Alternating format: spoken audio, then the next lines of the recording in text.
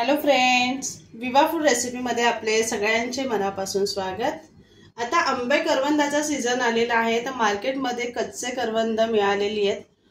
तर म्हटलं चला तुमच्या बरोबरही शेअर करूयात आपण करवंदाची चटणी। आंबट गोड अशी करवंदाची आपण चटणी करणार आहोत, त्याचबरोबर झणझणीत असणार आहे ती। तर कसं करायचंय चला बघूयात आपण पुढे व्हिडिओमध्ये। आज इथे मी करवंदाची भाजी करणार आहे, तुम्ही चटणी सुद्धा म्हणू शकताय। करवंद मी स्वच्छ धुवून साफ करून मी अशी फोडून घेतलेली आहेत। ते खलबत्त्यामध्ये मी थोडी अशी तोडून घेतले, जेणेकरून त्याच्यामध्ये मसाला जाईल। इथे फोडणीसाठी आपण पातेलीमध्ये तेल टाकून घेऊयात। तेल गरम झालेले आहे, त्याच्यामध्ये आपण मोहरी टाकून घेऊयात। मोहरी छान तडतडली की आपल्याला लगेच त्याच्यामध्ये जिरं टाकून घ्यायचे।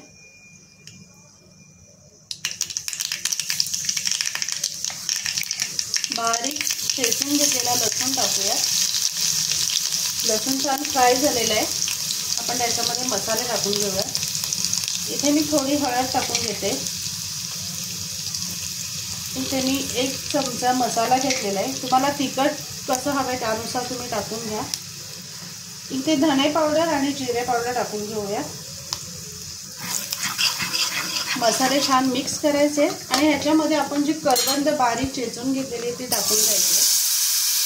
गॅस बारीक करायचे आणि मसाल्यामध्ये मिक्स करून घ्यायचे। 2 मिनिटं आपण मसाल्यामध्ये असे फ्राय करून घेऊया। 2 मिनिटं झालेली आहेत। आता ह्याच्यामध्ये आपण मीठ टाकून घेऊया। इथे मी अर्धा चमचा मीठ घेतलेला आहे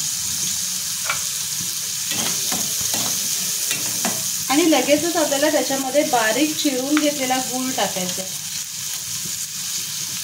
गुळाऐवजी तुम्ही साखर सुद्धा टाकू शकताय, पण गुळाने खूप छान चव येते त्याला।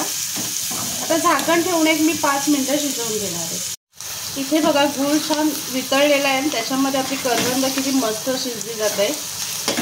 पाणी मी बिलकुल टाकलेलं नाहीये, असंच वाफेवरती करून ते शिजवून घेणार आहे। अजून 2 मिनिटं शिजवून घेते।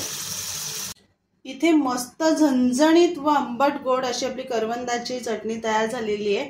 तुम्ही करवंदाची भाजी म्हणू शकताय, तर नक्की बनवा आणि करवंदाच्या भाजीचा आनंद घ्या। आणि असेच आपले नवनवीन व्हिडिओ बघण्यासाठी व्हिडिओला लाईक करा, शेअर करा आणि सबस्क्राइब करा। चला तर मग भेटूयात आपण पुढच्या व्हिडिओमध्ये।